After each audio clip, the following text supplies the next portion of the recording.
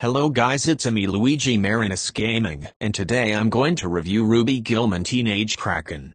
Even before the movie would come out, I was pretty excited for this movie. I thought the concept and story looked great, and since it's an original DreamWorks movie not based around anything, I expected this movie to be a big hit since DreamWorks does pretty well with their original movies. And fun fact, this is their first fully original movie since Abominable, and since I loved that movie very much, I expected to also really like this movie as much or maybe even more. So first off, the story seems pretty similar to Luca, turning red in The Little Mermaid. And admittedly it kinda is, but I actually thought this movie executed its story amazingly, and it wasn't exactly all the same. After its first act, that's when the comparison ends. But I thought Ruby Gillman hiding herself as a Kraken was pretty similar to Luca, but it had its own spin, and was different, and I am very glad it wasn't all the same as that movie. I did feel like the story was a bit more similar to Turning Red, where at a certain age Ruby Gillman gets to transform into a giant Kraken, and has to control it. But just because it's similar doesn't make it all that bad.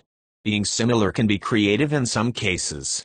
I thought it wasn't that predictable except for the plot twist villain, which I know this isn't a spoiler review, but it was kinda spoiled in the trailer, so I have to bring that up. Chelsea the mermaid actually turned out to be an evil mermaid in this movie. But to be honest, I blame the marketing for this. But I won't spoil why she's the villain, but it wasn't a good job that DreamWorks spoiled the villain halfway through the first trailer. What the fuck, DreamWorks? First Sony Pictures Animation did it with Hotel Transylvania 3, and now you spoil your villains in Ruby Gillman Teenage Kraken? But did this ruin the experience? No, because that was literally the only thing they spoiled in the trailers. A good portion of the movie wasn't shown in the trailers, and that's the history of the Krakens. I thought DreamWorks did a great job at this.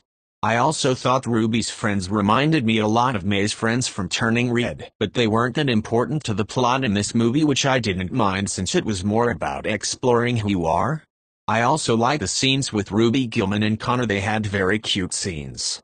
I also thought this movie had great world building. It had way more underwater scenes than Luca had, which I was kinda disappointed when watching Luca.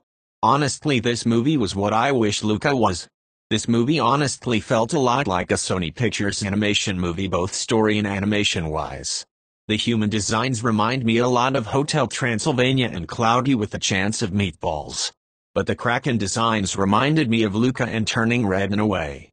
I thought the animation and character designs looked creative, and I know that some people may hate the human designs in this movie, but I thought they looked good. Very cartoony and abstract, I like it.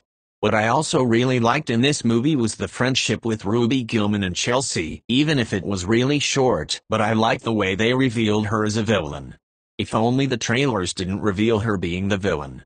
I kinda wish they introduced her as a villain in this movie, or just didn't reveal her as the villain throughout the trailers, but enough of that. I really liked their chemistry. They had some fun interactions during the movie that were heartwarming.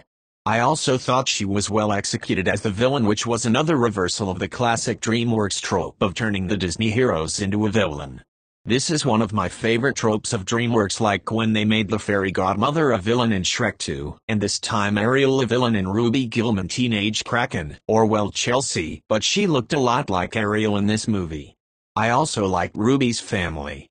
Her mother reminded me of the mother of Turning Red and Luca, but she was more enjoyable. I thought the other family members were great, like the dad, the brother, the grandma, and even the uncle. While their roles were very minor, they were a fun addition to the movie. The grandma teaching Ruby how to learn her powers was very well done. I also thought the pacing was pretty fast, but I didn't mind it. The final battle of this movie was the highlight, and I thought the message about being yourself was great. The animation was very colorful, even if it wasn't a comic book or painterly style unlike Puss in Boots, The Last Wish, or The Bad Guys. I thought it was still well done with the squash and stretch, which they did some great use with. I also really liked the lighting in this movie. I expect people to compare this movie a lot to Luca and Turning Red, but I thought it was more so its own thing. I also really liked the comedy of this movie, which movie was more silly than Puss in Boots, The Last Wish, which obviously wasn't silly, but this movie was, and I was fine with that since not every animated movie needs to be like Puss in Boots, The Last Wish in this movie along with the Super Mario Bros. Movie shows. In conclusion, I thought Ruby Gillman Teenage Kraken was another great movie from DreamWorks. I wouldn't say it was better than Puss in Boots: The Last Wish, since it's hard to be as good as that movie in my opinion, but I thought it was better than The Bad Guys. Honestly, it's around the same quality as The Bad Guys in Sing 2, which wasn't a DreamWorks movie, but I still include it there because it was also that good. And honestly, I kinda regret placing Elemental on my top 10 favorite movies. Even though I loved Elemental as much as I did, I really thought this movie was better than Elemental. I also thought this movie was better than Turning Red, Luca and the Little Mermaid, and yes, even the original Little Mermaid. It's not on my top 5 favorite movies, but it is on my top 10 favorite movies at the moment.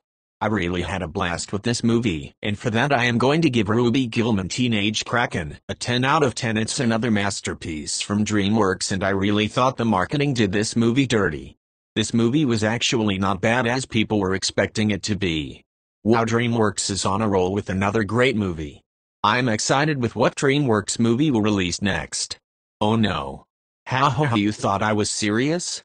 Of course I'm excited for Trolls 3 Band Together.